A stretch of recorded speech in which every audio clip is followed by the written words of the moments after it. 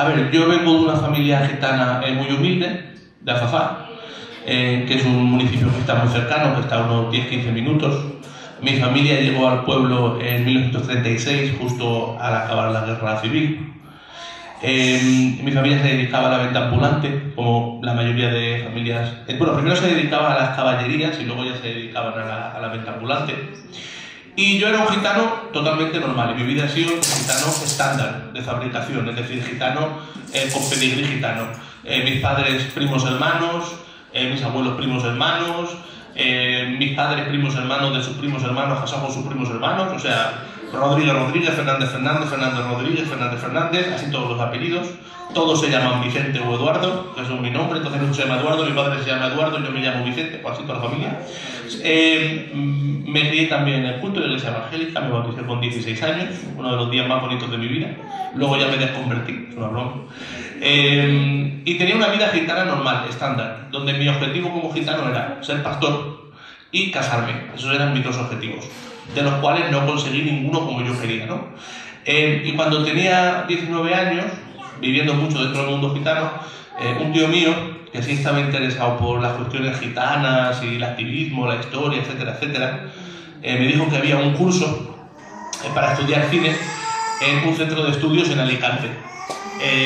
Y entonces yo fui, pero yo dejé el colegio con 12 años, hasta el día de hoy no tengo graduado escolar, nunca tuve un interés particular por la educación formal. Además yo era un gitano catastrófico, porque no cantaba, no tocaba, no me dejaban tocar las bailas o el seque en el culto, no era guapo, no sabía ronear, no sabía presumir, no sabía hablar con gitanas, un fricazo, ¿no? Sin embargo, cuando voy a este curso, que está en el Centro de Estudios de la Ciudad de la Luz, me doy cuenta de que las mismas habilidades que en el mundo gitano no me hacen destacar, en el mundo de los payos sí funcionan. Entonces, aprendo ahí que en el mundo de los payos encajo como un pez en el agua. O sea, yo me voy al centro de estudios y todo el mundo me hace caso, todo el mundo me escucha, todo me va bien, de tal manera que grabo un corto. Lo presenté aquí en Valencia, por cierto, entonces estaba Bere. Yo tenía entonces unos 20 años, como, repito, yo había sido vendedor ambulante de calcetines la mayor parte de mi vida. Pero claro, yo no iba al mercado para vender calcetines porque ya entonces no se vendía, iba al mercado para almorzar con mis primos. Entonces yo dejaba a mi madre en la parada y cogí iba con mis primos a almorzar. Vida de gitano total, estándar. Estando presentando la película esta corto, conocí a un gitano que era hijo de Juan de Dios Ramírez Heredia, Israel Ramírez, que fue el primer diputado gitano, y me dijo, mira, me gusta mucho tu perfil y hay un congreso en Córdoba de gitanos internacional. ¿Cómo llevas el inglés? No hablaba inglés. Y me apunté. Cuando fui a este congreso, es la primera vez que yo cojo un tren, la primera vez que salgo de Valencia. O sea, no solamente estamos hablando de un gitano, de una familia muy tradicional, muy gitana del culto, sino además un fricazo. O sea, el tipo de primo. Todos los gitanos tienen un primo que dicen, este no se casa. Pobrecito, este no se casa, este está al hilo, está pasado. Pues yo era ese, ¿vale? Total, que me fui a Córdoba y estando allí aprendí inglés muy rápido y los gitanos españoles que había perdieron interés. O sea, ellos no se quedaron.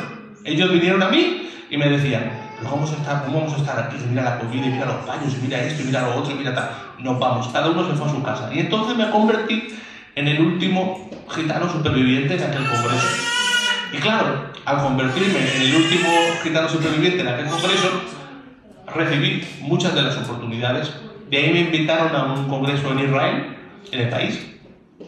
Ahí ya acabé de aprender a hablar inglés y de Israel me mandaron a Cracovia y de Cracovia me nombraron coordinador internacional de una red internacional de jóvenes gitanos llamada TENIPE y a partir de ahí estuve viajando, estuve como 65 países y sí, pues así me pasó mi aventura extraordinaria. Después de viajar a 65 países, pues una de las cosas que me he dado cuenta es que la sociedad civil gitana, es decir, las asociaciones y todo esto, pues no funcionaba a nivel europeo.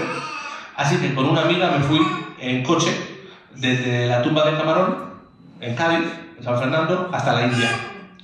Y lo hice, de verdad, 65.000 kilómetros y 30 y pico países. Me fui en coche a la India. Después de eso, pedí una beca a un payo millonario me la dio y me fui a Estados Unidos. Estuve 2 años viviendo allí y me metí de profe en una universidad americana, que es la Universidad de Washington. Ahí es cuando me pusieron en Forbes y todo eso.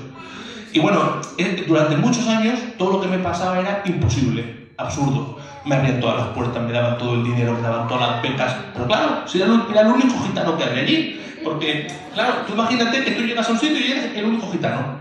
O sea, hay una carrera, pero eres el único que llega. Claro, si eres el único que llega, pues en parte recibes todas las oportunidades. Conectando mi historia un poco, bueno, cuento ahora un poco en mi presente momento. Trabajo para la Federación Maranatha, muy felizmente. También soy profesor de la Uni de Washington, donde soy codirector de un programa de estudios internacionales que se llama Legado de los Imperios, Historia Comparativa de las Ideas. También escribo artículos académicos, investigación, doy charlas, sigo viajando por el mundo, me metí en el mundo del cine, hago un poco de todo. Pero conectando mi historia, que es muy rara, es muy extraordinaria, muy extraño que un gitano vendedor de calcetines sin el graduado todavía haya conseguido hacer todo esto, quiero conectar esto con el tema fundamental que es los retos a los que nos enfrentamos en el futuro y la historia de los gitanos con el trabajo, ¿no? Mi historia es la de una persona que por mi currículum nunca podría haber hecho nada de lo que he hecho. Vosotros sabéis cuántas veces a mí me han dicho, pero cuántas veces me han dicho, qué pena que no tengas el graduado por lo listo que tú eres. Claro, ahora soy profesor de universidad, sin el graduado, y entonces pues ya no me lo pueden decir, porque el profesor soy yo. Pero vosotros sabéis los primeros años que yo he viajado, las veces que me han dicho, qué pena por lo listo que tú eres, si solamente te esforzaras, si solamente cambiaras tu forma de pensar, si solamente lo intentaras. Y sin embargo, una de las cosas de las que yo he tirado más y que para mí me ha dado más fuerza es esa forma de ver el mundo que tienen los gitanos. Donde los gitanos somos capaces de ver oportunidades donde los otros ven limitaciones. Entonces, contrario a lo que muchos dirían, que lo que hay que hacer es adquirir recursos nuevos, yo creo que es súper importante reconectar con nuestros recursos como gitanos, porque en realidad los gitanos somos enormes supervivientes, ¿no? Como en parte muestra mi historia.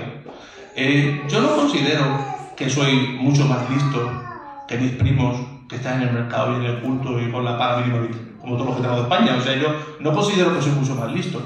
Lo que pasa es que me he atrevido a imaginarme que puedo. O sea, a mí cuando yo me meto a profesor de universidad, yo no he ido a la universidad nunca. Y el director de la Universidad de Washington me dice, prepárame el sílabus. Yo no sé lo que es un sílabus. Yo no he ido nunca a la universidad. Entonces yo simplemente cojo y digo, sí, perfecto, te preparo el sílabus. Y entonces busco y preparo un sílabus de cómo sería el sílabus. Y ya está. Y yo lo presento y ya soy profe. Y en general, en la vida, y más al mundo al que nosotros nos movemos, ¿no? Ahora en la globalización, con la inteligencia artificial, con la digitalización, con la revolución robótica, con todas estas cosas que sí que van a pasar en el futuro, los gitanos y los no gitanos tenemos una oportunidad de saltar y de ser capaces de confiar en que podemos hacer cosas que parecen imposibles, pero que con la ayuda de Dios, para lo que creemos, pues son posibles. Y bueno, quería contaros más que nada mi historia porque, ya que el público mayoritariamente es gitano, quería contaros un poco cómo ha sido mi vida para que vosotros veáis y para que vosotros comparéis. Y como mensaje positivo sí que os puedo dar de que vosotros no sois conscientes del potencial que tenéis. Porque muchos de los recursos sociológicos, psicológicos, familiares, es decir, muchos elementos culturales gitanos que vosotros habéis recibido durante vuestra vida son herramientas sociales y mecanismos sociales poderosísimos. Es decir, históricamente los gitanos han tenido acceso al poder más que los no gitanos. Te pongo un ejemplo.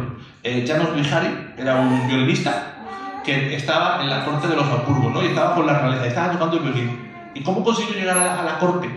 No estudiaba, no leía, no sabía lo que hacía, pero tenía esa gracia gitana, esa capacidad de meterte donde no te llaman, de hacer lo que no puedes hacer, ¿no? Y eso es algo que nosotros tenemos y que tenemos que celebrar y tenemos que ahondar en esa confianza y esa capacidad, que nosotros no tenemos miedo de meternos donde no nos llaman. Entonces, por un lado yo creo que la formación sí es importante, yo creo mucho en la educación no formal, más por el momento histórico en el que estamos. Yo creo mucho que uno tiene que tener mucha confianza en sus capacidades. No dejes que la gente alrededor te diga no hagas esto, que es una tontería. No, sigue con tu tontería, da igual lo tonto que sea. El tonto gana al final. Mira, te cuento otra historia también, ¿no? En mi pueblo había 3 amigos, cuando yo era joven, que eran los 3 más perdedores y más fracasados del pueblo, ¿no? Era un uruguayo, un español huérfano y un gitano friki que era yo. Los 3 que eran los 3 más perdedores son ahora de las personas más exitosas, más forradas del pueblo. ¿Vale? El payo que lo abandonaron sus padres, que se llamaba Héctor, que tal, se metió al ejército, fuerzas especiales, luego tal y cual, luego coronel de la Guardia Civil. Genial, se ha comprado su casa. El payo uruguayo, que era súper fracasado, que tampoco tenía padre, que le iba fatal, está trabajando de programador informático para Mitsubishi, también forrado. Y yo, que era gitano, que no tenía graduado, encima gordito, y encima friki, y encima sin novia entonces, y que nos íbamos al cine y nos compramos un menú ahorro y nos poníamos a jugar a videojuegos, que todo el mundo decía, qué pena, no sabe emplearse, no sabe tal, no sabe... Yo no sé conducir, hasta el día de hoy. Soy un gitano sin carnet de conducir. Mi hermano se saca carnet de conducir ahora con 36. ¿Vale? Yo me lo sacaré a los 50 o a los 60, no es una broma. Pero quiero decirte que lo que esta sociedad localiza como elementos de bajo éxito, baja proyección, en un mundo cambiante se convierten en leones, en gente capaz de cualquier cosa. Entonces, parte del mensaje para vosotros es profundizar en esa herencia gitana, en esos valores, en esa cultura, en esa capacidad que tenéis de supervivencia, de meteros donde os llaman. Y otra parte del mensaje es que está bien ser tonto, y está bien ser un perdedor, y está bien no destacar o no llamar la atención. Lo importante es ser cabezón. Ser cabezón. El cabezón gana al final. Hay una teoría en psicología social que se llama la teoría de la minoría intolerante. Y esta es fundamental para entender tanto a los gitanos como el éxito. ¿Cuál es la teoría de la minoría intolerante? Muy sencillo. Tú ahora vas a un congreso y hay gente que es vegana o vegetariana y te van a preguntar, ¿a ti te molesta que la comida sea vegetariana? Y tú dirás, no, me da igual. Pero a los vegetarianos sí les importa que sea vegetariana. ¿Cuál es el resultado? Que en 3 años toda la comida en todos los centros será vegetariana. Si ahora yo llego y digo, mira, a mí la carne tiene que ser halal, ¿vale? Halal es como la comen los musulmanes. Y tú dices, a mí me da igual que sea halal, porque yo me la como como sea. Pues en 3 años todas las carnicerías son halal. ¿Qué quiero decirte con esto? ¿No? Que es un fenómeno sociológico, se llama, que por cierto es como los cristianos conquistaron el mundo. Y es porque los romanos adoraban a todos los dioses, incluidos los dioses de los cristianos y los judíos, pero los cristianos solo adoraban a su Dios. Conclusión, la minoría pequeña e intolerante siempre gana. Entonces, si tú, como persona, eres ser capaz de ser lo suficientemente cabezón, eres capaz de convencer al mundo entero. Porque la gente normal se cansa y abandona. La gente normal dice, me da igual que sea la comida halal, me da igual que sea vegano, me da igual que sea vegetariano y me da igual que tomas esto. Y entonces, ganar es posible. Confiar en ti mismo, confiar en tu cultura, moverte, ¿vale? O sea, los gitanos muchas veces ridiculizamos lo que nuestras ambiciones, ¿no? Por ejemplo, una frase típica del humor gitano es cuando uno se va a casar y dice, también se quiere casar. No es una frase típica, ¿no? También quiere casarse, también quiere conducir, también quiere pues mira ¿vale? Nosotros nos ridiculizamos y prestamos esas bromas, pero es súper importante tener esa confianza. Tu hijo toca el piano y se ríen de él, déjalo que toque el piano. Tu hijo lee tebeos, déjalo que lea tebeos. Tienes un primo que está todo el día jugando a videojuegos que todo el mundo dice que no tiene provecho, déjalo que juegue a videojuegos sin provecho, porque tú no sabes, no tienes ni idea de los cambios que se van a dar en el mundo y de cómo el mundo puede cambiar alrededor de ti. Y si te mantienes en tus 13, al final el universo conspira para darte éxitos en lugar de miserias. Pero sí tienes que ser muy cabezón.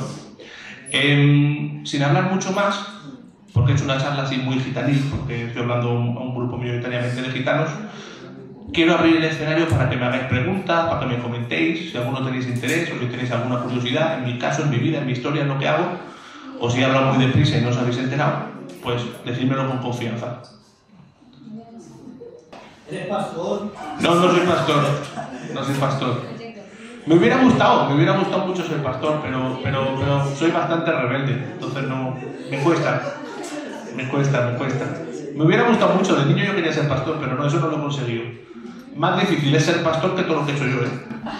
¿Qué es lo que enseñas en la universidad? Se llama Legado de los Imperios, Historia Comparativa de las Ideas. Es una mezcla de sociología, psicología e historia. O sea, pero ¿eso es algo que se puede, que hay una carrera para llegar ahí o tú? ¿Cómo has accedido a...? ¿Cómo he accedido? Rompiendo todas las reglas. Yo no estuve graduado, entonces yo no tenía ninguna forma de llegar formalmente a esa posición. Y tampoco lo planeé, es decir, yo nunca jamás me planteé voy a ser profesor de universidad, para nada. O sea, yo salté al mundo diciendo lo que salga, salga. Pero con una actitud muy positiva. Entonces, a mí, por ejemplo, me decía, ¿cómo comencé el contacto con la universidad? Yo era de voluntario en Budapest, en Hungría, trabajando con una organización gitana, sin cobrar, cobrábamos 200 euros al mes, y ahí me la ayuda para comida de voluntariado, y un amigo mío me dijo, viene a una universidad americana, ¿quieres dar una charla? Vale. Fui, di la charla, la profe de la universidad me dijo, me ha gustado mucho tu charla, si alguna vez vas a América, vente a vernos, digo, imposible. Pero luego me dijeron, ¿quieres ir a América? Y digo, sí. Entonces llamé a la americana y le dije, voy a la universidad. Crucé todo Estados Unidos en autobús, sin dinero, todo Estados Unidos, porque yo fui a Nueva York y esto estaba en Seattle. O sea, estos son 8 o 9 mil kilómetros o más. Crucé todo Estados Unidos, llegué ahí, di la charla, le di tanta pena a los de la universidad que me dieron $1000 por haber hecho el recorrido.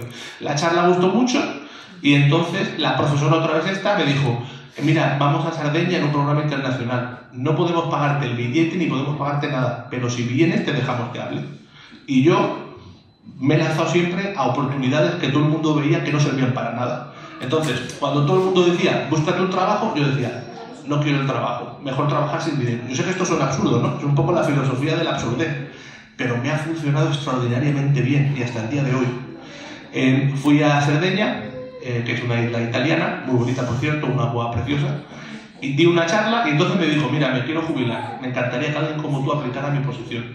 No tienes ninguno de los requerimientos, pero prueba a aplicar. Apliqué, volví otra vez a Estados Unidos y el director de la universidad era peruano. Entonces, peruano, gitano, españoles, conquistadores, colonización, me lo llevé a un karaoke, nos emborrachemos, viva la revolución, en fin, me hice amigo del director, y después apliqué. Y me dijo, vamos a darte la oportunidad, prepárate el sílabus, el otro, tal. Pero no tenía ni idea de lo que era eso. Llamé a un amigo mío, que ha sido diputado, José Manuel Cortés, y le dije, primo, me han dicho que me prepare el sílabus, mándame tú un sílabus o algo que tengas, un sílabus que tú te den. Pero un sílabus, ¿pero qué haces? Pero tú eres profesor, ¿pero cómo vas a ser profesor? Eso es imposible, claro. Los gitanos que estudian tampoco se creen mi historia, o sea, se la creen porque estoy ahí. Y por cierto, que yo muchas veces cuando voy al culto, y alguna vez me dicen, da el testimonio, a mí me da vergüenza. A mí me da vergüenza dar mi testimonio, porque es un testimonio de locos. Es más fácil decir, estaba cojollando, estaba muerto y he resucitado. Dios, es más fácil, o sea, lo mío es peor. De hecho, yo a mi madre le digo, mamá, tú cuando te pregunten, tú no digas nada de lo que me ha pasado. Tú di que estoy trabajando de profesor o de algo, pero así aburrido, a lo payo, porque si conocen mi historia de verdad, número uno, los gitanos que no son de mi familia, que no me conocen, dicen, va un embustero. Los de oculto me pueden llegar a decir, está poseído. Claro, de verdad. ¿Pero por qué? Porque la historia es muy rara. O sea, yo he tenido esas reacciones, está poseído, va un embustero, no puede ser, es imposible, pero es imposible. Bueno, total, preparé el sílabus en 2017, el programa de estudios internacionales eran 3 meses, era Roma, Viena, Praga y Budapest, y hablemos del legado de los imperios, que es el nombre del programa, y luego yo el programa lo he ido transformando en un programa donde hablo de los gitanos. Entonces he creado una metodología a lo largo de los años donde lo que yo intento ofrecer a los estudiantes, que son payos todos americanos, normalmente además payas americanas, gente de mucha pasta, y lo que intento ofrecerles es, en lugar de hablar de los gitanos, paso un mes hablando de qué es el payo. Porque es imposible entender a los gitanos si tú no sabes qué es el payo. Pero claro, tú asumes que ser payo es lo normal, porque tú eres payo. Entonces yo soy normal, los gitanos son lo extraño. No, vamos a analizar qué es el payo durante un mes. Cómo se articula su cultura. Entonces empiezo hablando del Imperio Romano. Entonces hablo del Imperio Romano que estaba basado en la agricultura, la guerra, la esclavitud. El 80% de la gente de la península ibérica eran esclavos. Cómo se desarrolla la esclavitud, la colonización, la guerra, la conquista, guerra religiosa, cuando llega el cristianismo, la historia del fascismo. Y pongo todo eso en la mesa y entonces al final del curso le pregunto a los estudiantes, si tú pudieras elegir ¿vale? Si tú estuvieras en 1425, cuando llegan los gitanos a España, ¿con quién te vas? ¿Con los gitanos o con los payos? Que están en el sistema feudal. Y todos los payos dicen, prefiero irme con los gitanos. Y entonces ahí acabo mi clase, ¿no? Revalorizando y reenfocando cómo la gente entiende el éxito, la mayoría, la minoría, etc., ¿no? ¿Qué es el éxito? Es algo muy relativo. El éxito es un sueldo, el éxito es una familia grande. Desde luego los gitanos ven de una forma particularmente distinta cuáles son los marcadores fundamentales de éxito. Pues cosas así discuto en mi clase, aunque en teoría no debería, porque debería hablar de los Habsburgo y de los imperios y todo esto, pero hablo de los gitanos en todas partes. Honestamente, ahora mismo el pueblo gitano está pasando por una racha muy mala, ¿vale? Porque todas las instituciones que son típicamente gitanas están en crisis. La familia gitana está en crisis, la tradición gitana está en crisis, los matrimonios gitanos están en crisis y la iglesia gitana está en crisis. Ya no es una crisis global, es que todo lo que configura el mundo gitano está en crisis. No se casa nadie, se escapa todo el mundo. Esto es grave, esto es grave, aunque parezca que no, porque una sociedad es tan fuerte como su zócalo cultural y su cohesión funcionen. Cuando ese zócalo y esa cultura se rompe todo. O sea, tú puedes mirar Europa del Este, puedes mirar los Balcanes y puedes mirar qué le pasa a los gitanos donde su cultura se ha roto, donde su iglesia falla, sus tradiciones fallan, sus leyes fallan, sus ancianos fallan y donde la gente no se casa, etcétera, etcétera. Y en estos sitios los gitanos viven muchísimo peor. Los gitanos que se mantienen fuertes en su identidad suelen tener una capacidad como grupo de enfrentarse mejor a la sociedad mayoritaria, ¿no? Como en una guerra de culturas. Pero además, cuando los gitanos se asimilan, no se asimilan en las capas medias de la sociedad mayoritaria, sino en las más bajas. Es decir, se asimilan en el paquillismo, el torete, el chicherismo, el barrio bajismo, etc. Entonces, en general yo creo ahora mismo que uno de los mayores peligros y retos para los gitanos es frenar la idiotización. O sea, toda la sociedad está idiotizada, ¿no? Por el internet. O sea, que si la Tierra es plana, que si los reptilianos, que si no sé cuánto. Cuando yo era un poco joven, hace 20 años, los gitanos eran mucho más listos. Los gitanos de hoy en día están estupidizados. O sea, yo hablo con gente joven y está, con todo el respeto, están agilipollados. Cuando yo hablo con gitanos de 30, 40, 50 años, tú puedes hablar, buenos días, ¿qué tal? Bien. Vamos a hablar del culto, vamos a hablar de esto, vamos a hablar de los gitanos. Y ahora los jóvenes te dicen, una pregunta, ¿pero la Tierra es plana? Y yo digo, ¿pero dónde has salido tú? Los reptilianos, lo otro, la conspiración, o sea, unas tonterías. O sea, tenemos aquí un superordenador donde tenemos acceso a toda la información del universo y lo estamos utilizando para ver las cosas más estúpidas de la historia. Entonces, ese ciclo de estupidización crea una generación de gitanos, o puede crear una generación de gitanos que ya no puede adaptarse. Otro peligro enorme para los gitanos, el asistencialismo. Es un peligro enorme. Ahora mismo, cantidades enormes de gitanos en España, seguramente la mayoría de los que están en esta sala, de su familia, perciben la ayuda mínima vital. Mientras que esto es una cosa que tiene muchas cosas positivas y que yo celebro, por supuesto, pues todas estas ayudas y que gracias a Dios que están. Cuando yo hablo con gitanos de la generación de Bere o de la generación de mi padre, todos los gitanos tenían una idea por un negocio. Tú hablas con gitanos, quiero hacer esto, tengo un negocio, tengo esta idea. Los gitanos jóvenes ya no. Los gitanos jóvenes, mira, se casan y ya no quieren una casa, se van a vivir a la casa del padre. No se ha visto nunca eso. No tienen negocio ellos, el negocio lo tienen los padres. O sea, incapacidad total para el mercado laboral, pero total. Entonces, van a la iglesia, pero tampoco son indistinguibles de los que no van a la iglesia. O sea, los que van a culto y los que no van a culto ya no se distinguen. Entonces, para mí, uno de los retos enormes no es que se produzca una transformación, sino que precisamente seamos capaces de mantener lo que hemos mantenido hasta ahora. Por un lado la tradición, por otro lado la cultura y por otro lado esa personalidad que nos ayuda a enfrentarnos al mundo y ser capaces de sobrevivir.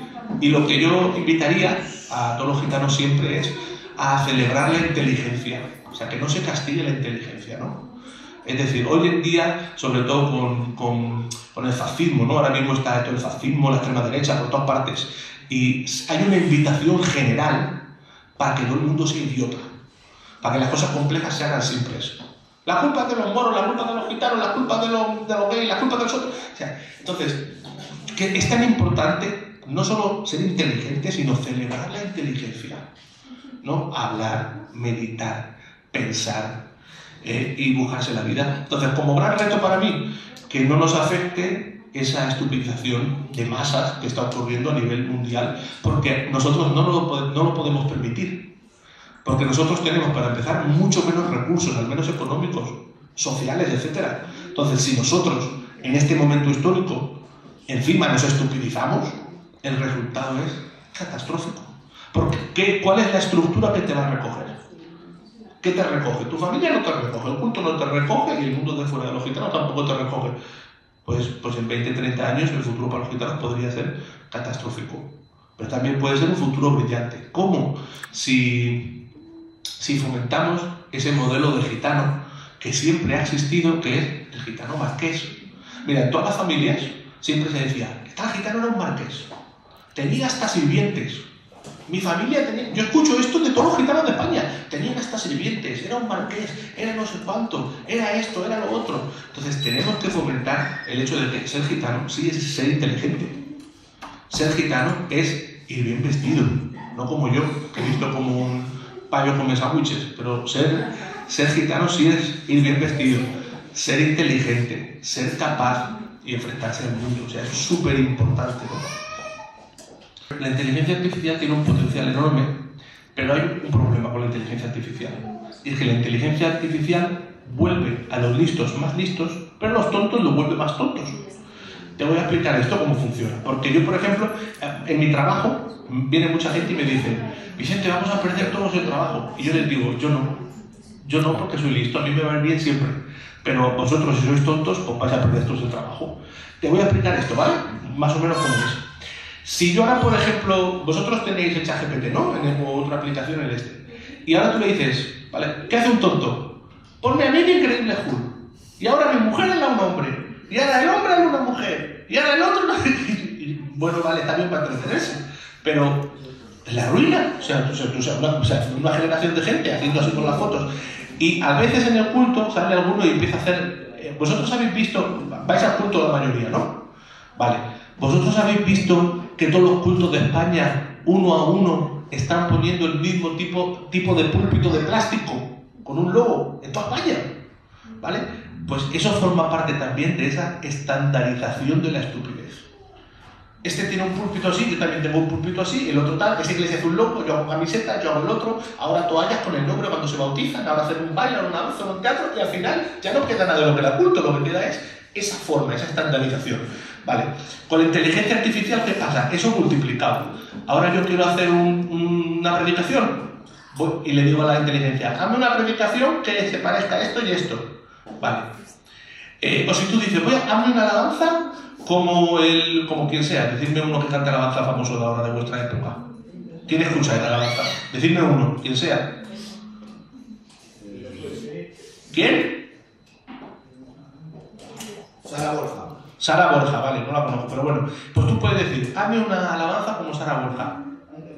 Pero yo puedo decir: hazme una alabanza como Chet Baker, John Coltrane, como toda esta gente. Y utiliza la letra de este libro, y utiliza la poesía de este, y utiliza esta referencia. Entonces, el producto que la inteligencia artificial te va a dar va a ser tan amplio como tu capacidad de entender las referencias, es decir, el prompting, que es el escribir. Entonces, si todos los gitanos de España aprenden la inteligencia artificial, pero solamente tienen de referencia a Sara Borja, todas las alabanzas artificiales serán como las de Sara Borja y se retroalimentarán hasta ser insoportables.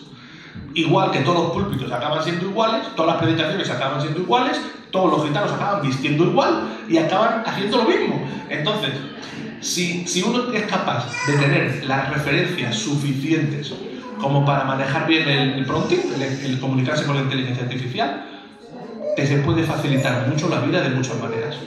¿Vale? Por ejemplo, en mi trabajo muchas veces escribo becas. Una beca que antes me costaba 3 días, ahora te puede costar 3 horas.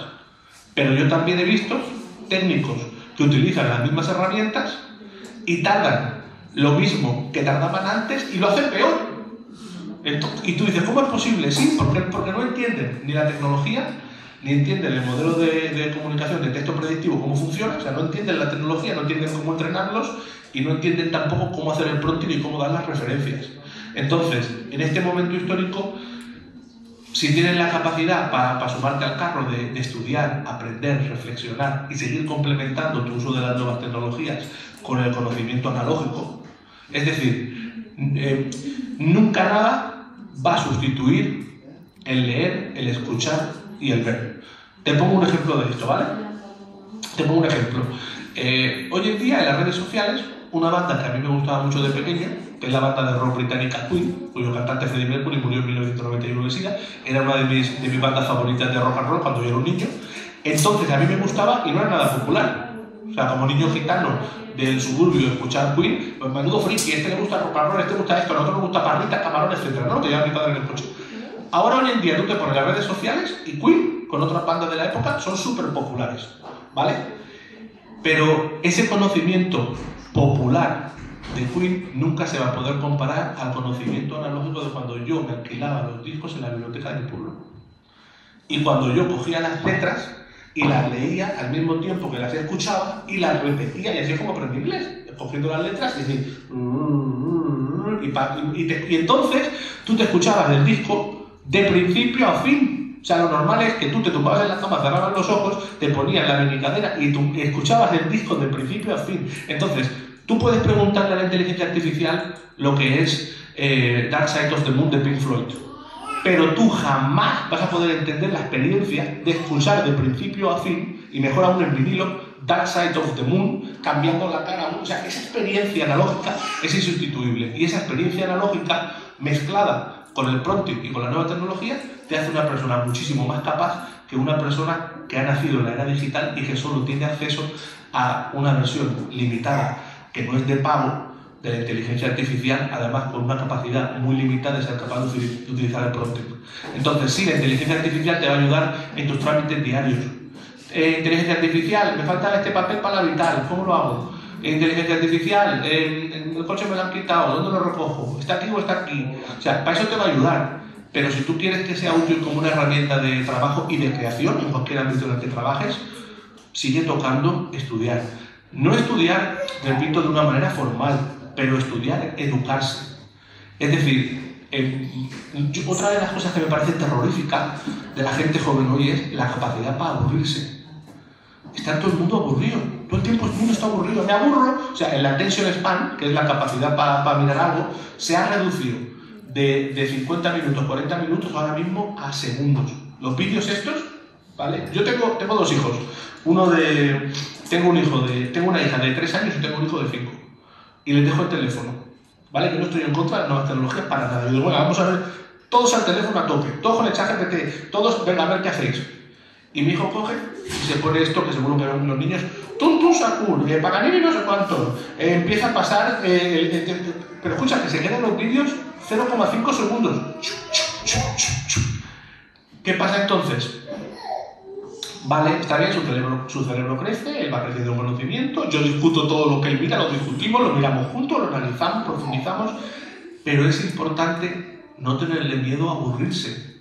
Es que, contrario a lo que nosotros creemos, aburrirse, perder dinero, tener un trabajo que no te gusta, estar en un sitio que no te gusta, son cosas buenísimas, porque forman tu carácter, forman tu personalidad, forman tu capacidad y te dan herramientas.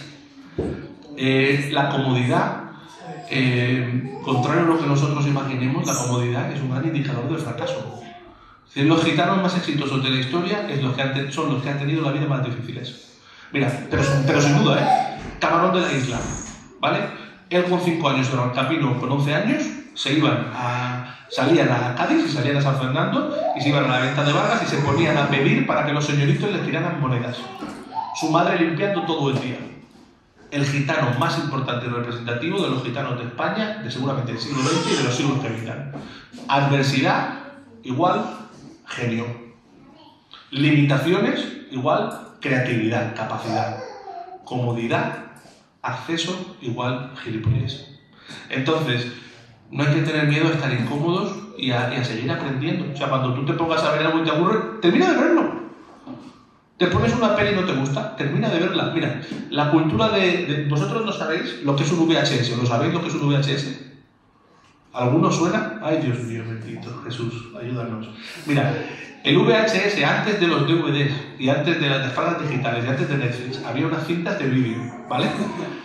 Escucha esto. Estas cintas de vídeo, nosotros íbamos a unos sitios que se llamaban videoclubs y te alquilabas 2 por 400 pesetas, ¿vale? Pero ¿qué pasa aquí? ¿Qué pasa aquí? Pero escucha, ¿qué pasa aquí?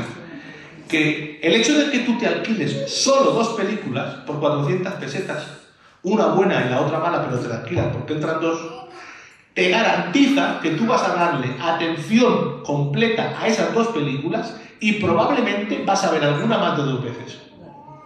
Porque tienes 24 horas, ¿vale?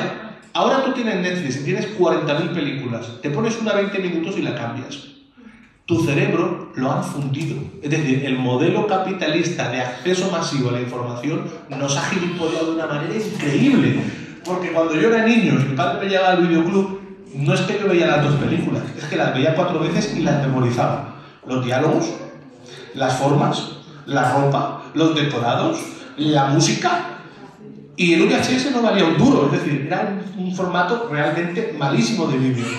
Pero la limitación creaba la capacidad. Hoy en día, si tú tienes acceso a 35... Tenemos Netflix, Disney Plus, Amazon Prime, Sky Showtime, HBO, y sois capaces de acabar una película sin aburriros, sobre todo la gente joven. Entonces, ¿qué se queda en tu cerebro?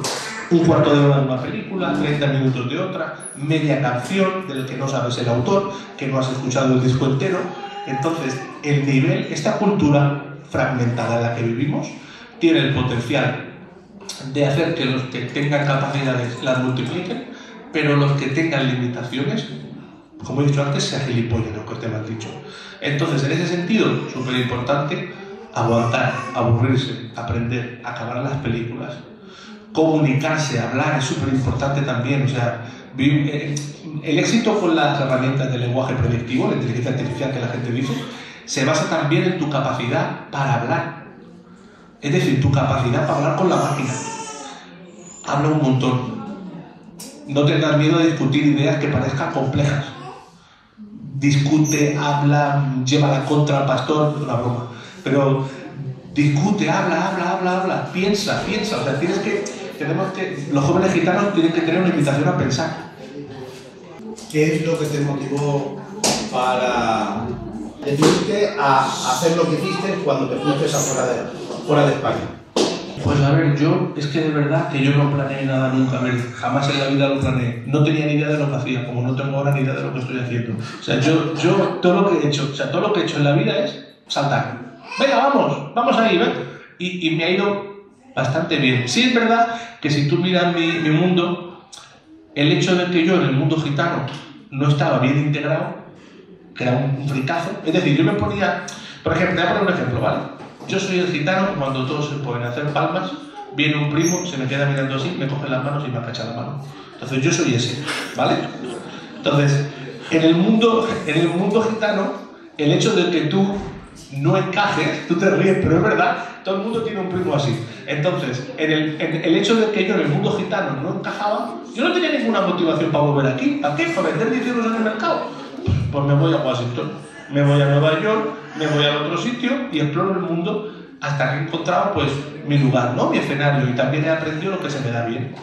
Porque a mí, vivir en el mundo gitano, bueno, tenía mis cosas que se me daban bien, pero muchas cosas que a los gitanos se les dan bien, a mí se me daban fatal, por torpe que soy. Entonces yo creo que parte de esa inadaptación a mi mundo endógeno, a mi familia, a mi cultura, a mi culto, es lo que me impulsa a salir de ahí. A ver, siempre me salió de lo normal, pero lo que es importante aquí es que tú, mira, el corto este, ¿vale?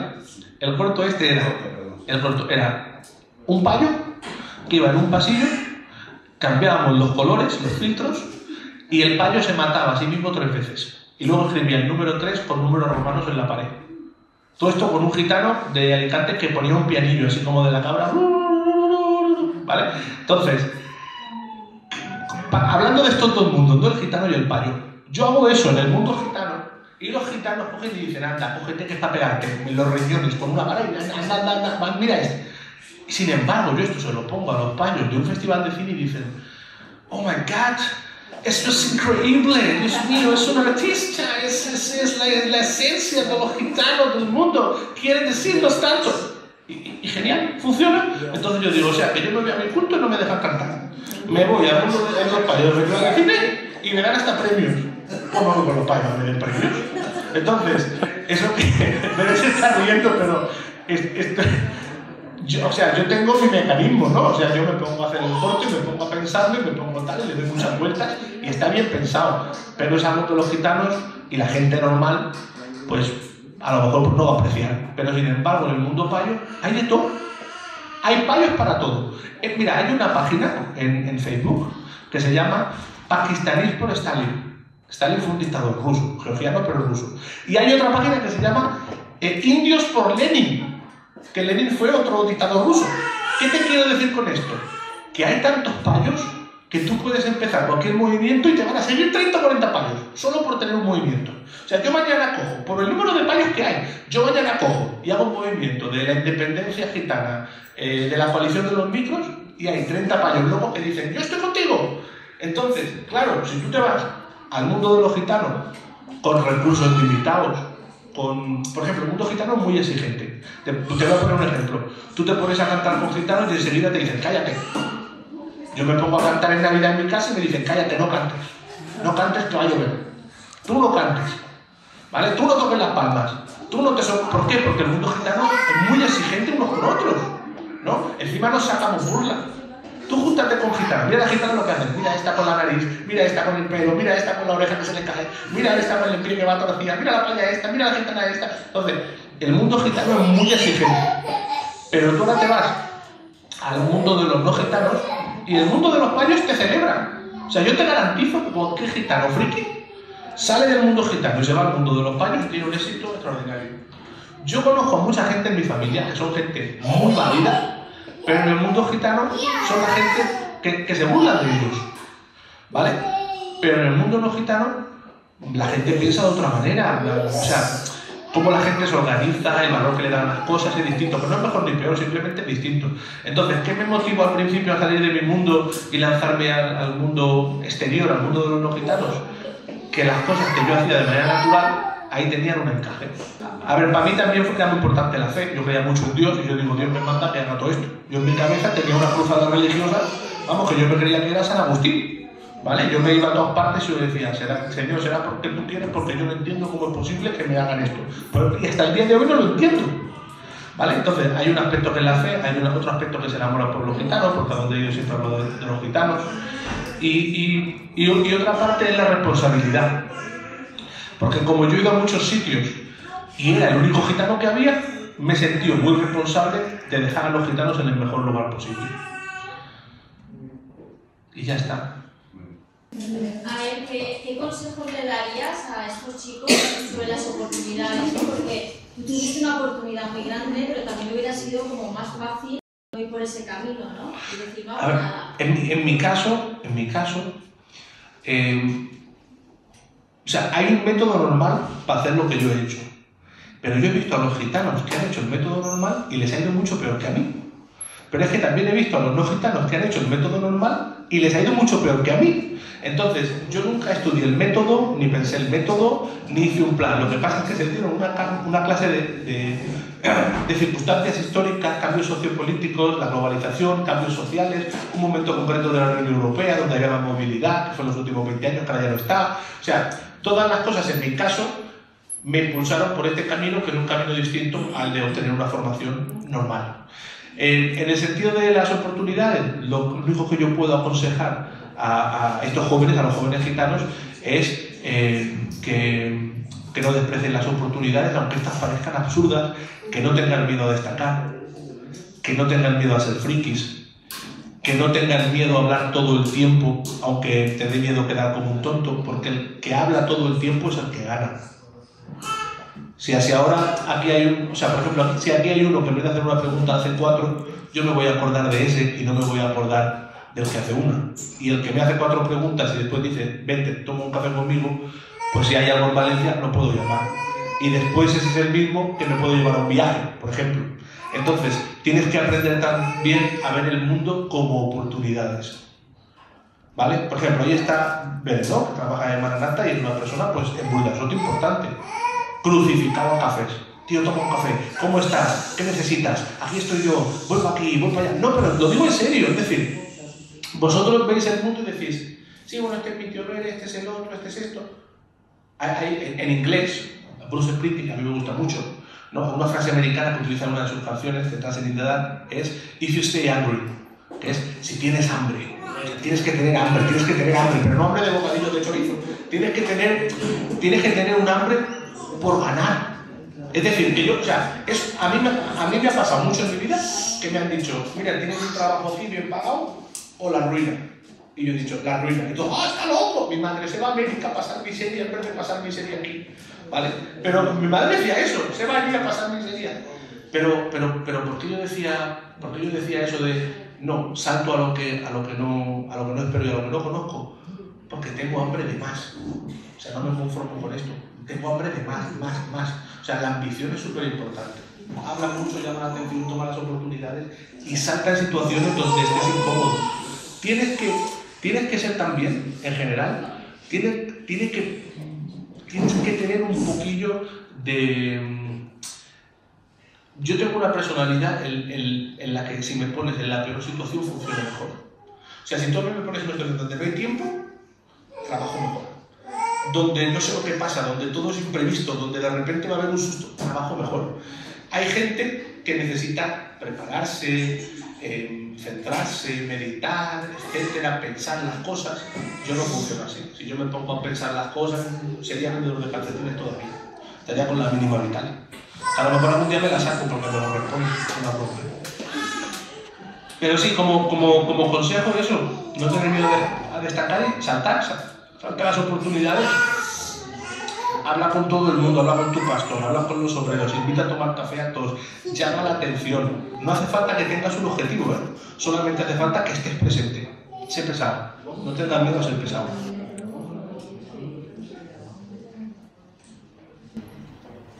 Bueno, también hay que decir que es muy importante que las familias apoyen a los jóvenes. Porque si las familias no apoyan a los jóvenes, no pueden hacer la vida. Sí, es verdad. Es importante que nos apoyemos los unos a los otros y apoyemos. Sí, no, totalmente, Laura, llevas toda la razón. Es súper importante que las familias apoyen, ¿no? Yo hago mucho hincapié en el mensaje de que tú tienes que enfrentarte al mundo como diciendo, yo puedo. O sea, tú tienes que sentirte como un león, aunque tú digas, pero yo soy un pingüino. Nada, tú como un león, tienes que saltar al mundo, vamos, con la misma confianza que los gitanos tienen cuando ronean o cuando se van a culto, cuando se van a una alabanza. Yo nunca la tenía en ese contexto, pero la tenía en el contexto de dar una charla. A mí, por ejemplo, me decían, tienes que dar una charla delante de tal ministro. Y yo, en vez de agacharme, me crecía. Tienes que ir a tal universidad. Yo digo, genial, perfecto, más difícil imposible. Tienes que saltar en un avión de Siberia. Yo, perfecto. Entonces, tú tienes que crecerte en la adversidad. Si no te creces en la adversidad, difícil. Sobre lo que ha dicho Laura de las familias, claro que sí, necesitamos el apoyo de las familias. Súper importante. Pero aún así, independientemente de la familia, tu corazón tiene que ser un motor. Y si no, honestamente, tu vida va a ser un fracaso de los fracasos. Pero tú no sabes lo mal que están los gitanos hoy en día. Pero si a mí me tienen crucificado a pedirme dinero todos mis primos. Hoy estaba almorzando con uno, Vicentico, estaba orando y he pensado que me puede ayudar. Digo, el Vicentico, y ya no puedo más. Yo ya no tomo café donde tomaba café para no verlos, a mis primos. Entonces, ¿qué te quiero decir con esto? El mundo gitano está muy mal. Ponte las pilas y haz cosas que tú mismo no creas que son posibles, porque si no, tal y como está la vida, están las cosas muy mal.